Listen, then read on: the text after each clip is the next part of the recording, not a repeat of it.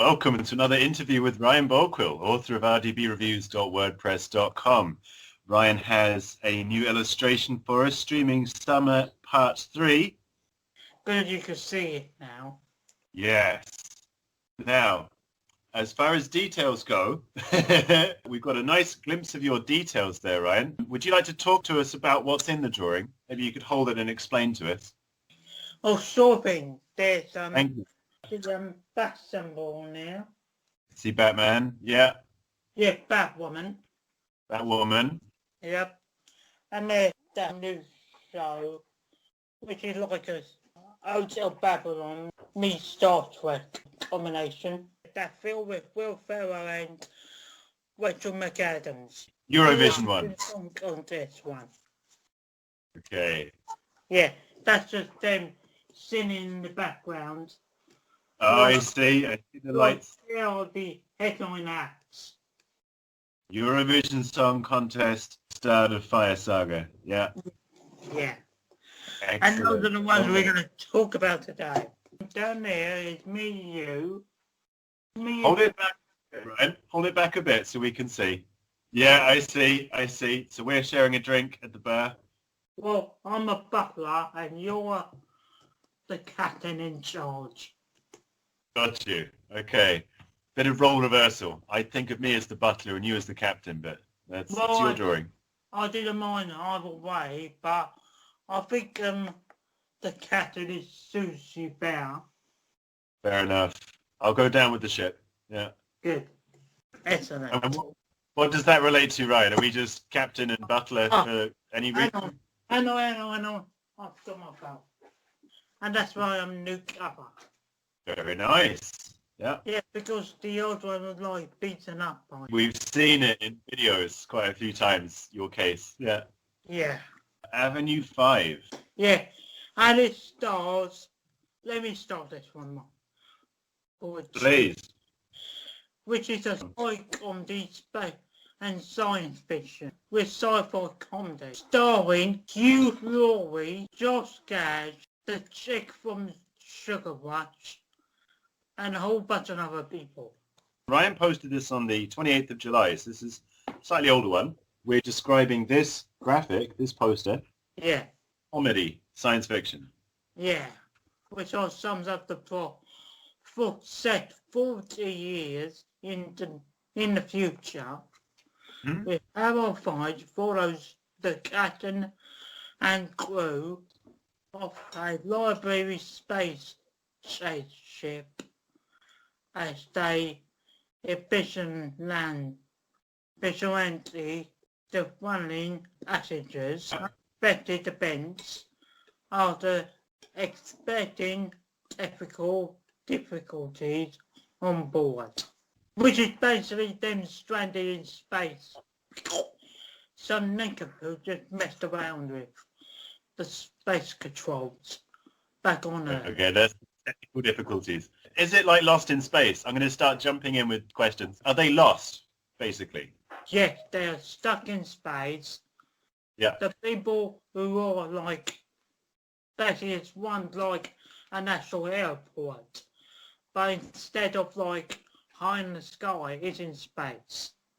The plot you've just read to me sounds a bit like some kind of Faulty Towers type thing. I imagine Hugh Laurie is having to apologize to customers and try and make it look like it's working when it isn't. That's comedy.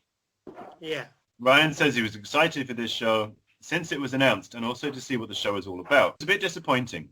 Ryan says on the pros, this was a well cast of actors who did a solid job with their roles. The ship itself looked gorgeous, and the best part about this show is seeing these characters going back and forth at each other at times. The cons, the series is not that funny to me. The pacing was too slow, and the crew made a lot of dumb decisions. Ryan recommends it on Sky Q all the same, and you've given it 6 out of 10, so you're still favouring this one, but it's not as funny as it could have been. Nah, not that funny, really, no.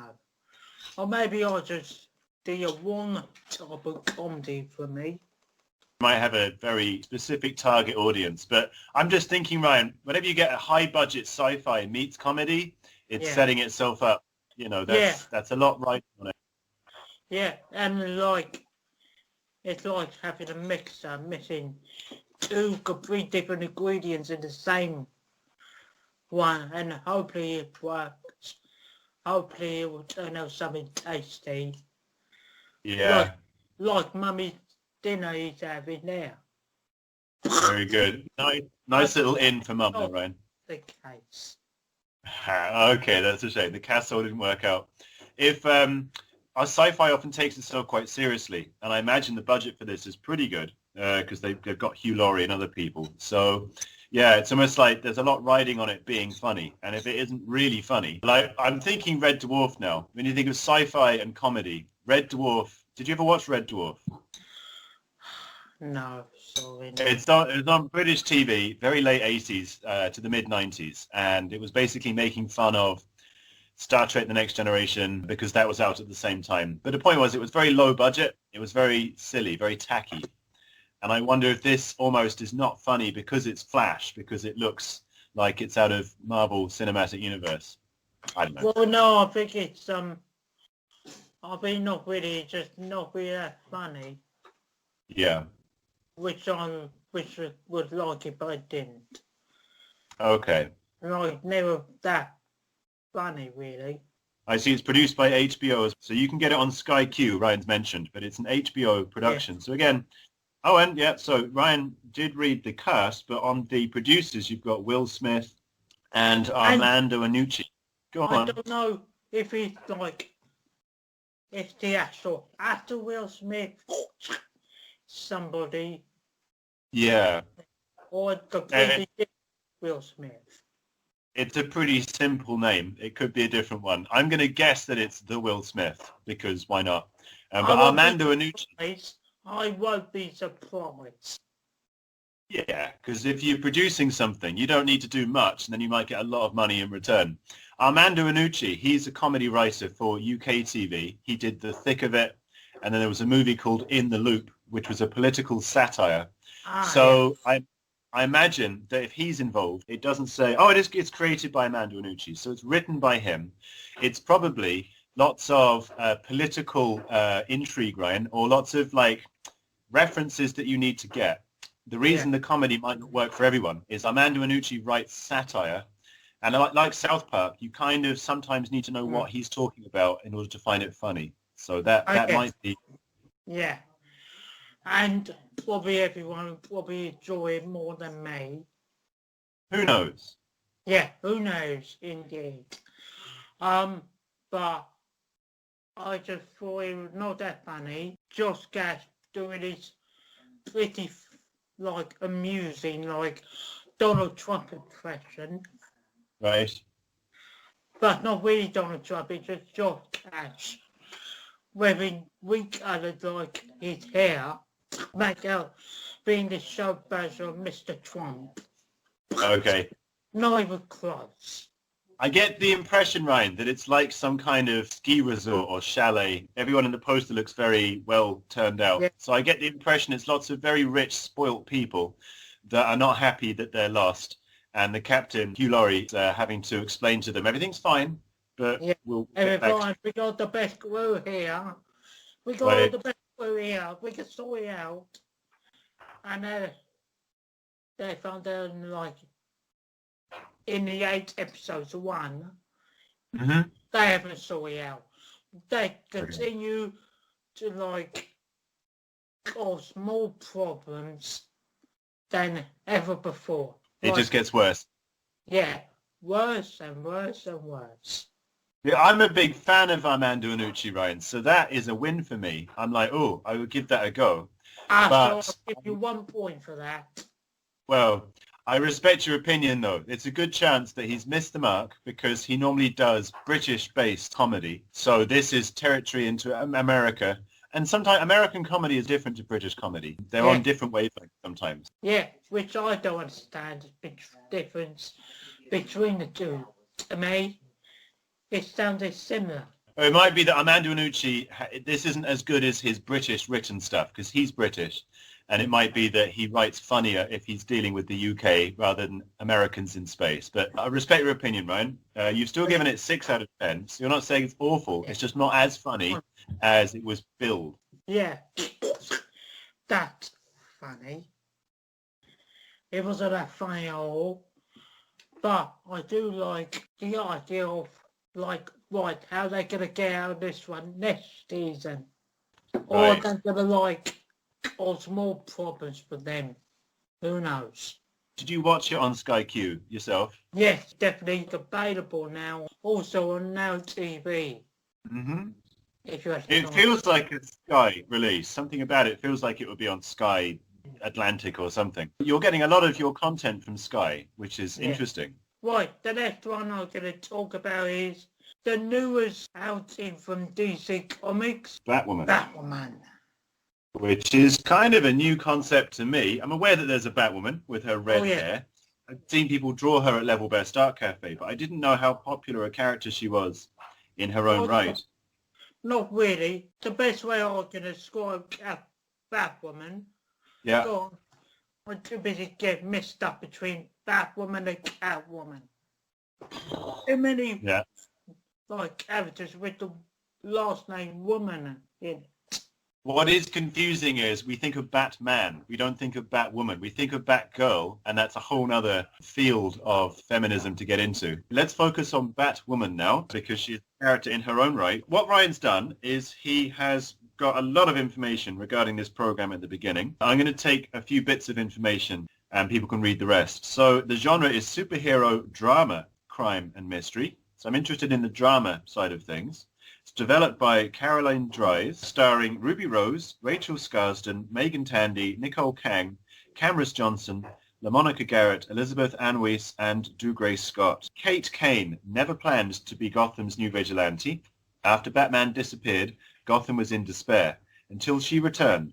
Armed with a passion for justice and a flair for speaking her mind, she soars through the shadowed streets of Gotham as Batwoman. But don't call her a hero yet. In a city desperate for a savior, she must first overcome her own demons before becoming Gotham's symbol of hope. Ryan says, I was few supporters of this show from a collection of delusional haters. The first season was DUD, dud? Do you mean not very good? I think what I'm meant to put there is dull. Dull, okay. The first season was dull. You put in capitals, so that's quite an indictment. On the pros, Ryan says, the Batwoman costume is comic book accurate. Ruby Rose did pretty well as Cat Kane. I enjoy the supporting cast and their involvement in the show. I did like that there's an open lesbian superhero on TV, and I wish that Tommy Elliott was the main antagonist instead of Alice. The cons, the city itself doesn't feel like Gotham. Alice was a forgettable villain. I almost got where they're going with the story between Kate and Alice, but it didn't go anywhere. And after I watched the first few episodes of the show, I was done with it. So you didn't actually make it through the whole thing? No, I didn't. Okay. Which I had a lot to say about this show. All right, well, tell us all about it, right? From my end. Of course. Yeah, thank you. So yeah, Ruby Rose did a pretty good job as Kane, which is actually Kane, but it all depends of how you prefer a name. It's either Caden Kane or Kate Kane. Yeah. It come either way. Okay. And sadly, you don't get a lot of Batman on the show that much. Mm-hmm. Because they can't show Batman on TV. So instead, we're gonna find a new character, completely different character, excuse me. But instead of Batman, we chose Batwoman, which you'll probably see it when we cover the Crisis of Infinite Earths review with he's on there. But for some reason they kept that till the final episode of the season. Are you talking about Infinite Earth's final episode? Yeah, it's about the final episode, but we don't need to get off topic. Okay, yeah. Sorry, yeah. So Batwoman is a character from the comic books, but normally he's like a supporting character. Yeah. From either working with Batman, refuse to work alone with Batman, or any of the Bat family. Mm-hmm. or don't, or just branch out on her own. Okay. Yeah, but in this one, she's like an open lesbian Yeah. superhero. Hmm. Yeah, like the very first one in comic book history. Cool. Yeah, and instead of like getting an actual actress who play like a lesbian on screen, Hmm. because that's what the world calls it. Instead, they get the actual lesbian to the role of a lesbian, open lesbian superhero. That's great. I mean, they make a point now, Ryan, that they want to cast people to play roles that does actually fit their identity, what have you. So, you know, in the past, you would have white people playing black or Indian people. You would have heterosexual straight people playing gay people. Nowadays, they're trying to cast people that are actually those people. That might not be exactly why the castings happened, but that's just something I've got in mind. So that's a big part of the story for her, I'm guessing. Her personal relations. You say that she has a relationship with the bad guy at one point? Yes, but I would say that spoiler free. All right, all right. Because obviously Batman is a bit of a playboy, Bruce Wayne. When the story decides to go there, you know, he has girlfriends, but he's not interested really because he's just focused on Gotham and the Joker and that kind of thing. So historically, these characters don't really have love interests. I mean, Superman and Lois Lane, only the 90s TV series took that further and made it a relationship. For the most part, they're very two-dimensional people. You know, they fly around, they save the day. They don't have personal life. For those interested in this program and the cast and characters, Ryan has written in his review, Ruby Rose as Kate Kane, Batwoman, an out lesbian who, armed with a passion for social justice and a flair for speaking her mind, dedicates herself to defending Gotham in Batman's absence. Grayson Chenier portrays a younger Kate. Rachel Scarsden as Beth Kane, Alice, Kate's presumed dead twin sister, a leader of the Wonderland gang with an ever-changing personality as she sets out to erode Gotham's sense of security. Ava Sleeth portrays a younger Beth. Scarsden also portrayed an alternate version of Beth, who was displaced from her native Earth during Crisis of Infinite Earth. So Ryan mentioned that connection, and that's where we know the character from. So Ryan, if you're a DC fan, you know Batwoman, you know her backstory? Yeah. From one side of the audience, she only got one set of the audience, public audience, that is about women. But to me, she was looking forward to this one overall. I was looking forward to this show overall. Yeah. Regardless of the backlash. I mean, I don't know if you want to talk about that, Ryan. You can if you want. We're interested in reviewing the program. I don't care what trolls I'm have. reviewing the program too. Yeah. Yeah. So, yeah, the first thing I was seeing Kate and Alice are like sisters, but in two different wavelengths.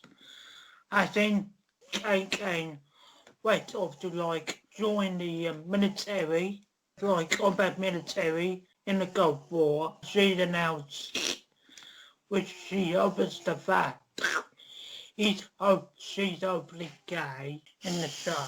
Alice says she thought she did, but she's not. She became an adult being. So basically one of Batwoman's main villains. And sadly they do mention Batman in this, but they haven't shown Batman either fighting the Joker before we both sit there. So That's very Sherlock Holmes. they're like Bruce Wayne like formed this like crime unit, like Gotham Incorporated, Uh-huh. to like protect Gotham in his aftermath. So there is a bit of story about why Batman's left. He hasn't just disappeared. He's set up a crime and he's gone somewhere. Oh yeah, but they'll be asking, where's Batman gone? Well, for of this show, everyone is like clueless. What are we in charge of this? Right. Outside, you're the GCPD.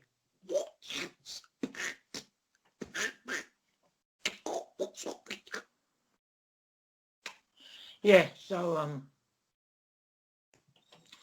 yeah, Kane's in this. Sadly, he does have Kane as a sidekick, Oh no. like a John Diggles. Helps him with tech expert instead of Morgan Freeman's Alicia Fox. I'm with you. Yeah, very good, Brian. Very good. If Yeah. he's his son Luke Fox, Yeah. which you actually read the comics, he's Batwing. Yeah. So you mentioned that the character costume is comic book accurate, and so the character cast is also comic book accurate. If you want to know why she has like the Fox, back the sidekick. logo, just like the red back logo. The red Can I just hair. ask, Brian? She is not related to Bruce Wayne, but she knows Lucius Fox. Does Batman set her up? I'm just trying to understand where she has the money to be Batwoman, because obviously you need to be quite wealthy to be a superhero.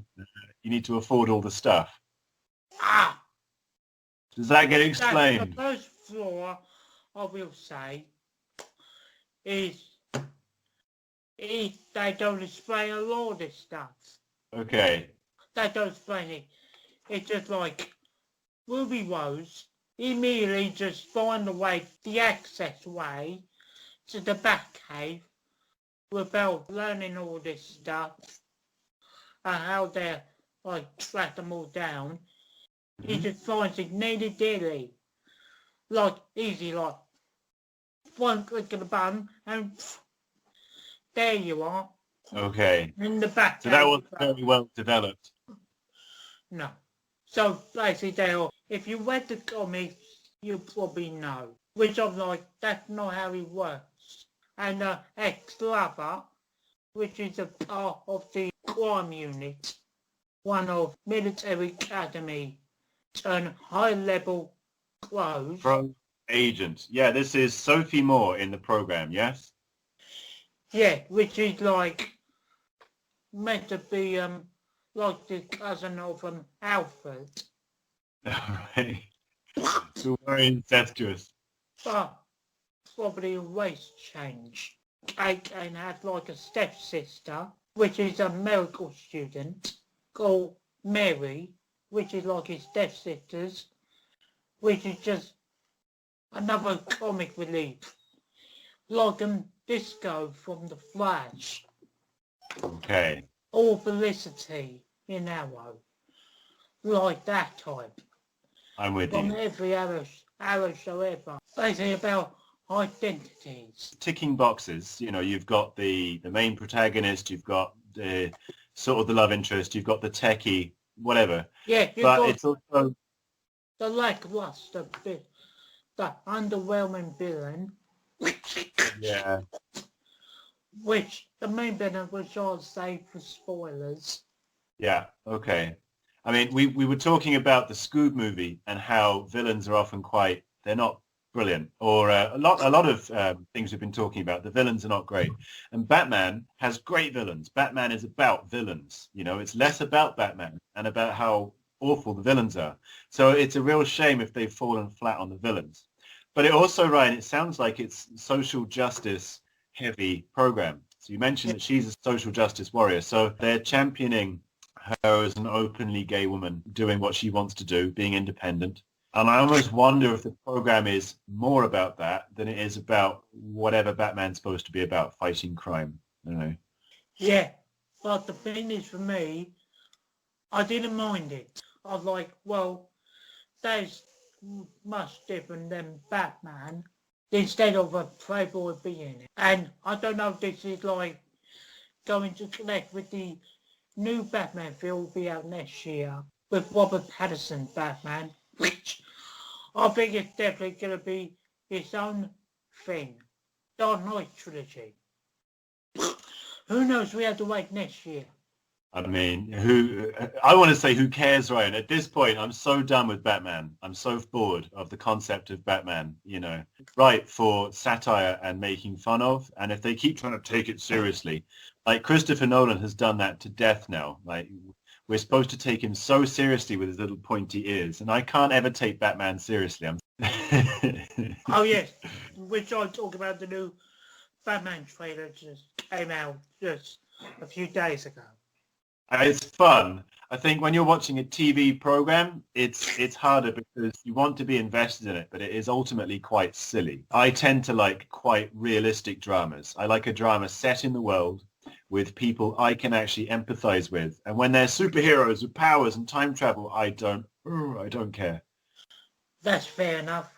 That's just me, though.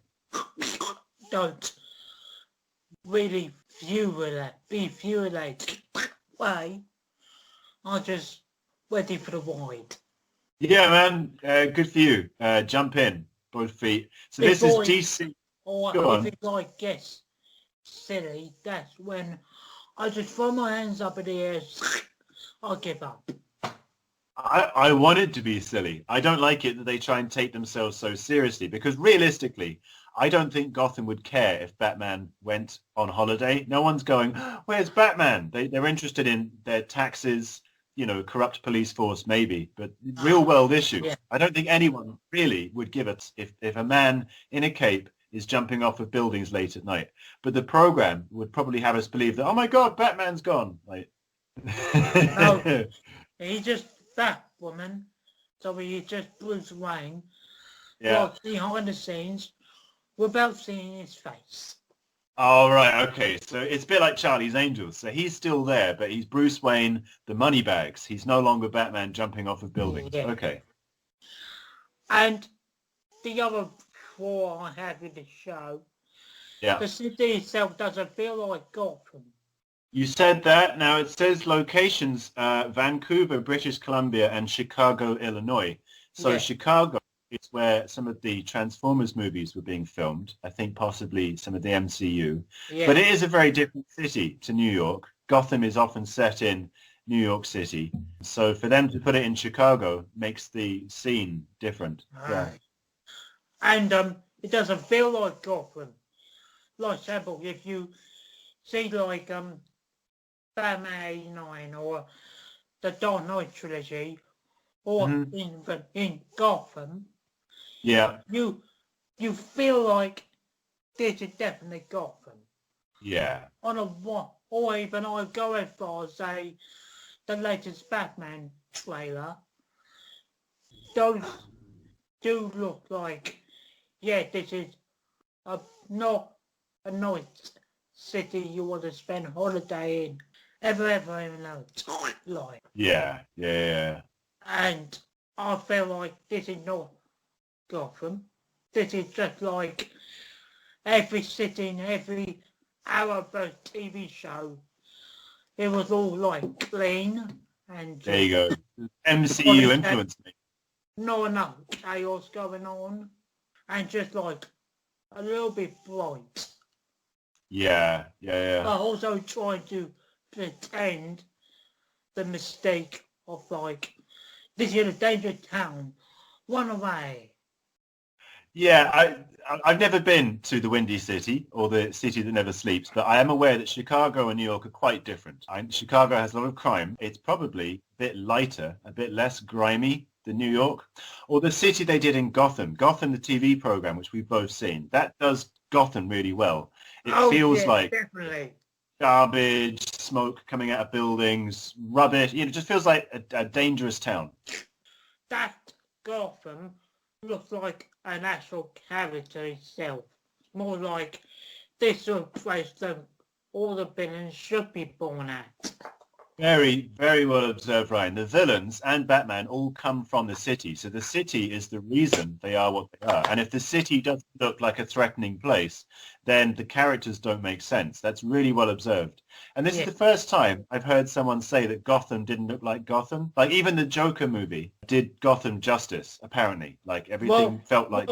the city, which will probably become like what we knowing no lovely comics movies. Abandoned watching this one, Ryan, so you're probably not going to pick up a second series of it.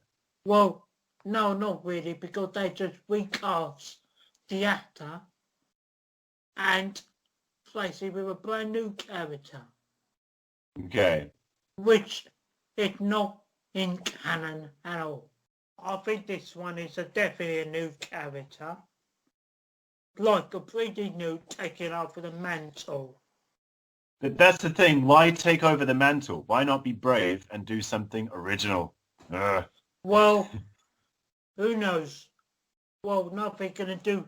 Yeah, thank you very much. That money, and I think we don't know yet because everyone likes sit at home now.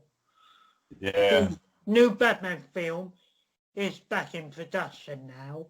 Probably to try to, hopefully, it doesn't get stopped again. Right. They had to like reschedule everything for the next. So yeah, I thought this was a dull show to me. Yeah. I don't think I'm gonna give season 2 a shot and see how we go. Is it better than The Flash? Not really that much, Okay. but because like the Flash have got like 6 seasons under their belt. Actually, no, Yeah. 5 seasons under their belt. Reason I ask is just to be cheeky. Remember, I don't like The Flash. I'm not a huge fan. So I'm just wondering if this is still entertaining. You obviously like The Flash. You're invested in that. But this just was dull. This was not interesting. It plodded, and it didn't give you that sense of Gotham. So that already there, you feel like, okay. Yeah, and also that's why over the weekend they had like this DC fandom event, which is like a live stream event of like show like upcoming video games and movies like sample the Batman, Robert Pattinson's Batman, the new Suicide Squad movie, Mm-hmm. which is probably like directed by James Gunn, which is probably got the same people from the first one, mainly Margot Robbie, John Kilman, and Captain Boomerang, Joy Courtney, Captain Crunch. which is like a 20-minute like teaser. Oh yeah, it's got John Cena in it. Great. Okay. Yeah, like basically like a war film, like in 1970. Okay. Yeah, and there's new Suicide Squad game. I'm looking skeptical, Ryan, because I thought Suicide Squad was a complete flop, and no one that I've heard from said it was any good, and yet they're still making it, you know. Well, yeah, because Harley Quinn is so popular. Only because she's everywhere. I mean, she's popular as a tattoo, frankly. She's with the baseball bat over her shoulder. I don't see a character there. I just see a pin-up model from the 1940s retrofitted for the 21st century. That's my little rant, Ryan. Sorry. Right. The last one we're talking about today is the Will Ferrell, Rachel McAdams Netflix show, Netflix film. About the Eurovision Song Contest, the story of fires. Yes. It's a nice, big, proud picture of Will Ferrell, Rachel McAdams. Yeah. Brother and sister, I believe, in the film. To be honest, I didn't know that was Rachel McAdams. Oh, well, I do know wrong? It's just Will Ferrell with a wig on. Yeah. Definite. I feel like he never actually does his real hair in films. It's always got to be some weird quiff. Well, in other films, like in Elf, Old School, and God knows how many films. Anchorman is the one I think Anchorman, of. thank you. Yeah. And he has the warmth. Yeah. Yeah. And even in the Lego movie for the short period of time he's in. You mentioned him a few times in that, which suggests that he did a good job of that. So this is, according to Ryan, a musical comedy starring Will Ferrell and Rachel McAdams. They're basically the two leads. Written by Will Ferrell, Andrew Steele. And the plot. Two small-town singers chase their pop star dreams at a global music competition where scheming rivals, high stakes, and on-stage mishaps test their bond. Ryan says he was looking forward to this film even after it was announced. The film was good. The pros. The film was so good at capturing two people following their dreams. They worked well together and their performances. Hands up to Graham Norton cameo because he does the Eurovision Song Contest commentary every year. And the music performance is quite fun to turn your brain off to enjoy. Very good. The cons. Some of the past Eurovision contest appearances felt completely unnecessary to the film. A lot of the film they skipped through and it felt like a mass opportunity to post fun of the Eurovision Song Contest. So you're saying they could have had more fun making fun of Eurovision? Yeah, like, wow. Yeah, it was a missed opportunity, like, take a couple, like a couple notches. Yeah. Like, it's the best way to describe it. Notches of, like, how to talk about notches of the Eurovision. How frankly ridiculous the competition is. Yeah. Of, like, make fun of the ridiculous, like attractions they get themselves. And for one, Australia gets to compete. I'm not sure why. They're not exactly close to Europe. But there's all sorts of bonkers things about Europe. If you've not heard of Eurovision before, it's really stupid. Oh yeah, me, I've seen it a few times. Yeah. And it looks like, in terms of like production and everything, it looks like larger than life. See it on the screen. It's like really bad karaoke, as far as I'm concerned. It's like a karaoke machine in Tokyo. An entire worldwide audience. Maybe. But like... But quite political as well, if I can just say. No one ever votes for the UK, especially now because of Brexit. But it's not really about the music. It's about supporting. So, for instance, Greece always votes for Cyprus because they don't like Turkey. Yeah. So it's annoyingly political. You know, if you don't know the politics of Europe, that's what it's about. It's not about, is the music any good? Because often it's not. But it's a way to cheer on your team. Yeah. And they, like I said, the past winners of Eurovision, their cameo appearances, did have nothing to the show, nothing to the film, other than they are past Eurovision contestants, so minus Richard Portaminia, other than just for a musical string sequence, and that's it. Okay, I understand that money in their pockets. Yeah. They barely have to do anything. Will Ferrell is a fan of Eurovision, apparently, and this film is like an ode to it's him romanticizing Eurovision and doing a nice thing for it. He's not just trying to exploit it the way that Sacha Baron Cohen would do. He's actually trying to say Eurovision's good, man. Enjoy. So it's for Eurovision fans, this film, I think. Yeah. But apparently it did in America, so people are interested. Yeah, I agree with you there. And also... Was it funny? Yeah, it's fun. Well, some funny. And I thought Will Ferrell and Rachel McAdams worked very well together. Definitely rooting back and forth with each other. Yeah. To be honest, I didn't thought that was Rachel McAdams. Mm-hmm. I didn't thought that was her. Somebody in a strange week. I'm with you, because they're are they Swedish or? Well, yeah, I think they're Swedish. I think. No, Swedish or will be Irish combo to me. Okay. Yeah, if I actually remembered, and the I do give thumbs up to Graham Norton's cameo in it, which doesn't show a lot, but it doesn't actually do a lot, but he does what he does on the Eurovision every year, just be dry-witted and just be himself like what he does on his show. I just wanted to make a point quickly. The competition is not set in the UK, or they're not hosting, and yet it's set in Scotland. And Yes. that's like a conceit to get Graham Norton on the program. There was a point made that Will Ferrell didn't really understand how Eurovision works when he set out to make this film. And you'd think a researcher would say, excuse me, the country that's hosting is supposed to do all the commentary.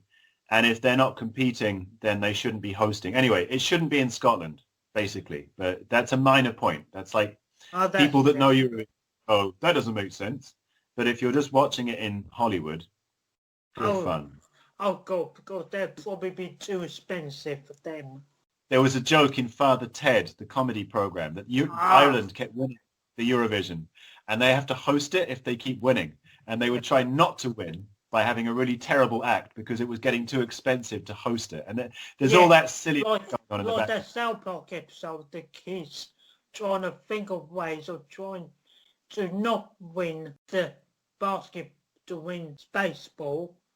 Right. And so they had to play again, so they their lives. That kind of thing. Yeah. If a country keeps winning, they have to keep hosting it, and that costs a lot of money. So I just think in the film, also, there's a scene where Will Ferrell is looking over the Edinburgh skyline, and it's completely fake. There's Yeah. no way that those buildings would have been in view from where. Anyway, No, these are but- technical points. This is an American not understanding Europe, and that's almost the point of the film. Yeah. Misunderstood. Yeah, and also I do remember like a few cameos in here. We just discussed Graham Norton. Yeah. There's like Dan Stevens in here as well. hmm Pierce Brosnan in it. I noticed Piers Brosnan, the Bronholm. Yeah. Yeah, which is like actually a perfect like person to say, oh, what is this? Eurovision, that's rubbish. Says the man who was in Mia. Yeah. Yeah, like, and also, surprisingly, Debbie DeFarto's in it. Who's that? Oh, wait, no, I know. I think I Ah, know. Winner song Vakapanen something. If you know your Eurovision, you will be delighted to see Eurovision celebrities. oh, sorry about that. I'll just,